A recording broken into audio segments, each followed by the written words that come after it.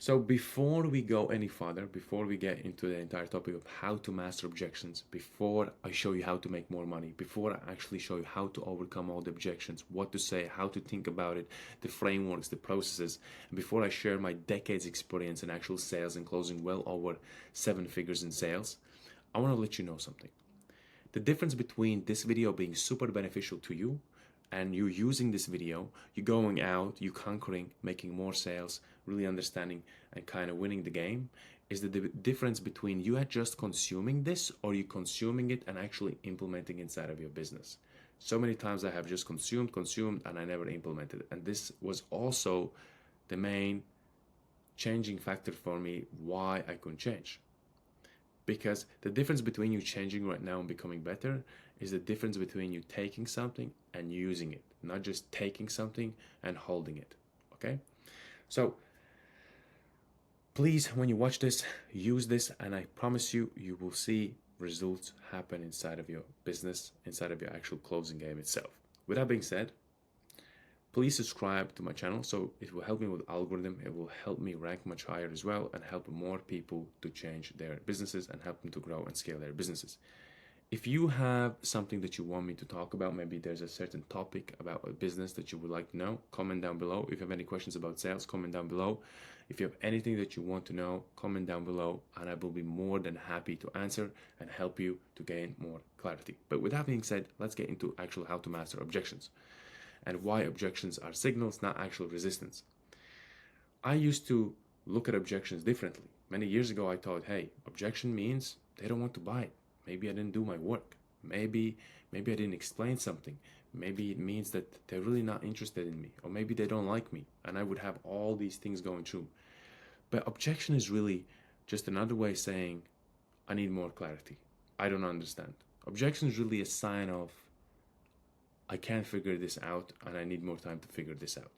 And so when you start asking questions, right? That's when you start gaining momentum and getting more clarity of why the objection came and why did it came up and why did it pop up. But if you keep resisting and fighting the objection, that's where you're really sabotaging the entire sale. So the way you really look at objections is away from actually questioning part. So the more you question the objection, the more answers you will gain. And the more answers you gain, it's like putting the puzzle together, you get the full picture, and then eventually you close it. So I want to let you know, if you don't know what to say, let's say you're on a call, somebody gives you an objection, and you're like, oh, what do I say? Like, what should I do now? Just pause. Because pausing and not saying anything is the best thing sometimes. Because it shows that you're really digesting what I just said and that you will be responding, not reacting to them. And then you could just ask a question related to the actual objection. So you could say, for example, somebody says, hey, I need to think about it. So instead of you saying like, hey, what's there to think about? You could just digest it and say, hey, that makes sense. I understand. And then just ask them a quick question. When you say you need to think about it, would it be about the actual product itself, the service that I explain? Would it be about the investment, the upfront investment? Or is there something else, right? And you gain a little bit more clarity because you're asking a question. Because when you ask questions, you also want to gain clarity. And whoever asks questions is always in control. Once you stop asking questions, you lose the actual control. So that's just my advice at the start. So with that being said, now that you gain some more value at the start, let's get into it. So why objections used to actually control me? Let me start quickly. A quick story. For a long time, I hated objections. I literally hated them. I have over decades experience knocking on doors, cold calling, telesales, Zoom sales, you name it, I have done it, okay? The only thing I haven't done is actually sell cards. But let me start a quick story. For a long time, I hated objections, right? Every time somebody said, I need to think about it, it's too expensive, I've been burned before, I took it really personally. I think, hey, maybe it's me that I don't really like and they're just saying it. It felt really personal, and I felt like I failed to explain something. I didn't say maybe the right thing, I lost control of the conversation. So I tried harder. I even talked more. I tried to convince them, which never works. I tried to justify, I tried to be more aggressive, which never works, right? And the more I did that, the more people pulled away. What eventually I learned changed everything. Objections at themselves are not rejections. Objections are just confusing. Once I understood that, selling stopped feeling really heavy and conversations started feeling really calm, structured, and fair. And in this video, that's what I exactly want to let you know. How to think about objections, what objections are, how to actually overcome. And you can overcome something by just talking, right? Because sometimes we think like the more I talk, the more I explain, the more it will make sense. That's not right, because once you try to really do that, right? Once you come and you try to convince somebody, in their mind, maybe there are things that they're thinking that need to be actually clarified, and you have really placed them somewhere else. You're talking about something totally different, trying to convince them about a different topic, and you really missed the topic that they really wanted to find out more. And so, without asking questions, you will never get to what really they wanted to know more.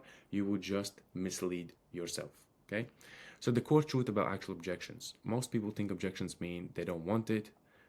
That's wrong. Okay? Objections mean they don't feel safe deciding yet. Your job is not to overcome the objection itself. Your job is to remove the uncertainty, because something is uncertain, something doesn't make sense, something is there that is not letting them to say yes to you. We need to find what exactly it is. When uncertainty disappears, decisions happen naturally. So why people really object? Every objection comes from one of four fears: fear of making the wrong decision, okay, like fear of looking foolish, fear of losing money or time, fear of investing something, not getting what they wanted, and then just losing that time and money. Fear of repeating past mistakes. Maybe they have been burnt in the past, they tried something like this, it didn't work, and they're scared to do the same mistake again.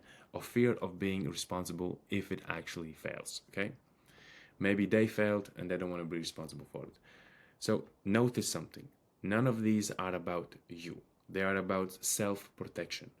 When they are trying to make a decision, they're trying to make a decision from a place where they actually feel safe. If they don't feel safe on the actual call, they will never make the decision there, and they will give you smoke and mirrors. They will even try to talk themselves out of it and try to find reasons. It's nothing to do with you, it's to do with them. They don't feel safe on the actual call with you.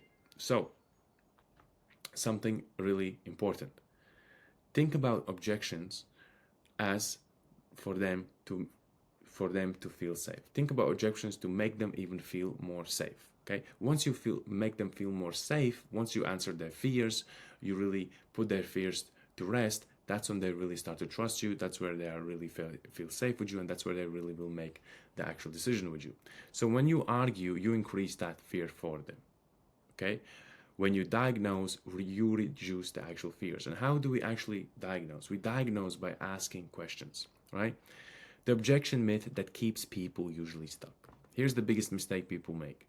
They treat objections as an actual debate. They try to convince, justify, persuade, and prove. I used to do that, right? I used to try to convince somebody by just talking. They'd be like, hey, listen, I don't really know if this is for me. I'm like, hey, 100% this is for you, you know, like, and I would just keep talking and talking and talking. But the question was like, I don't know really if that's for me. There was another part to it maybe that I didn't find out. And because I didn't find out, I was just talking about the wrong thing, assuming. And one thing that you never want to do on actual sales calls is assume something before you actually have the right facts in front of you to assume something. Just assuming means you're actually misleading yourself, okay? But persuasion increases the actual resistance. When you try to persuade somebody, it will increase the resistance because they will feel it, okay? Clarity actually removes that. So the objection mastery framework. If you use this every time, you will have no problem with closing sales, okay? Every objection should be handled in this exact order. Acknowledgement, instead of just saying, oh, like let's say, for example, somebody says, I need to think about it. And you'll be like, so what's there to think about it without even acknowledging? Acknowledgement means like, yes, I completely understand you need to think about it, right? Then we reframe it. We could say, and just so I better understand you from a place where when you said you need to think about it, what exactly would you need to think about? Would it be more about the value that's being delivered, the process itself, or would it be the actual investment? Okay, so now we're reframing the question to better understand which of these three parts are actually they are not sure of. And when you're asking questions, you're always in control. The person that is always asking questions is in control. So then we should diagnose and then we should make a decision. So if you skip a step, resistance will stay. So let's begin with first, right? Step one, acknowledge. Before logic works, safety must exist. Bad response would be, that's not really the issue. Good response would be, that makes sense. So acknowledging whatever they say, that makes sense. Acknowledging doesn't mean agreeing. It means saying, I hear you, I understand you, I can hear from what place you're actually coming from. When people feel heard, they stop defending themselves, okay? Because then you come from a place of, oh, that person actually understands me. Step two, reframe, right? Remove false assumptions. Most objections are built on the wrong frame. Example, I need to think about, reframe. Usually when someone says that, it's not about the time, it's about something that isn't fully actually clear yet. But before you even say that, first I would also, like I said, acknowledge, oh, that makes sense. This gently shifts the conversation from delay to actual clarity. Then we diagnose, let them find the actual answer. This is the most important part. You do not tell, you actually ask. So, a couple examples. What specifically feels unclear? What are you weighing right now? What would make this confident decision for you? Okay? People trust their own conclusions more than your actual explanations. They remember, when they come to call, they don't trust you. But the way they can trust you if they gain total clarity about the process. That means like, hey, I can actually trust the process, because they don't want to trust you, they want to trust the process. Remember that. They're like, hey, I can actually trust that process. That feels like a good process. That feels like a good system. That feels like the right solution. I can trust the solution, right? So step 4, decision, ownership. Once clarity exists, decisions feel very calm, right? Based on everything we covered, does this solve the real bottleneck? Yes or no? Based on everything we have covered today, do you feel with this program you can lose weight? Based on everything we covered, with this program, do you feel that this will help you to achieve your financial goals or where you actually want to be? No pressure, just the actual truth, okay? Why good objection handling feels different. When done correctly, there's no tension, no push, no convincing, and no actual chasing, right? The conversation slows down, decisions become very obvious, and that's the actual mastery. To make so much clarity on that call with that prospect that they're like, hey, it's clear as the day what I need to do. The most common objections, a couple explanations, right? I need to think about it. That really doesn't mean that they want to think about it.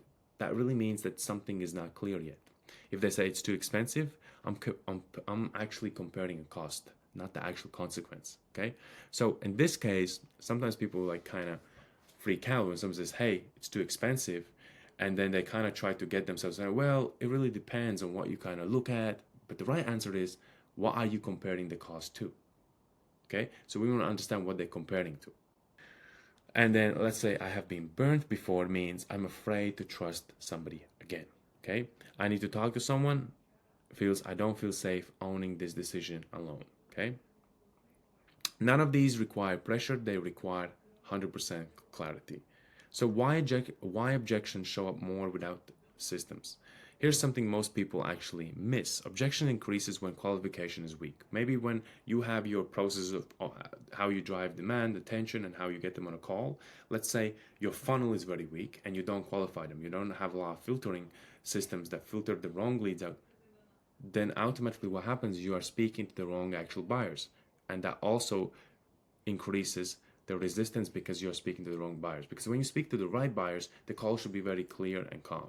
Right? Number 2, expectations are unclear and the process feels really random. So strong systems reduce objections before they even appear. That's why high-performing businesses hear fewer actual objections. So the role of identity in actual objections. People don't decide as buyers. So again, people don't decide as actual buyers, they decide as their identity. So once you create an identity for them, once you understand their identity, you need to match that identity on the actual call with them, because they cannot go against their own identity because they believe in something. And once you show them what they actually believe and how your product and solution helps them to exist within their own belief systems, that's when they start making those decisions. So when someone actually objects, they're asking, is this safer for who I believe I really are? Your job is to help them decide as a leader, not from actual standpoint of actual fear. So how to know if you mastered objections? You master objections when you stay calm, you don't rush, you ask better questions, and people thank you even if they say no. That means you have authority. And never be scared to walk away from an actual call, because walking away shows your actual value in giving somebody the actual expertise and the solution that you offer, right? So, final thing, objections aren't something to fight, they are signals, feedback, clarity checkpoints. If you learn to listen instead of react, you will never feel stuck in sales conversations again. So, closing message, if objections feel heavy right now, it's not because you are bad at sales, it's because you're trying to win instead of actually diagnose, instead of being a doctor. When people come to a doctor, they come to diagnose and get an actual solution. So you should act exactly the same way. Mass diagnosis and objections will disappear. And so I hope this really delivered massive amounts of value, as it should. But if you're a coach, consultant, agency owner, and you really want to install the right systems inside of your business and scale your business, we offer a free audit system call where we'll jump on a call, diagnose all the systems and all the bottlenecks inside of your business, provide a solution on how to actually scale your business. And if we are really a great fit to work together, like we kind of resonate and everything, we will even give you a guarantee on that. So now, implement this, use this, subscribe to the channel, comment down below if you need my help, and I see you soon.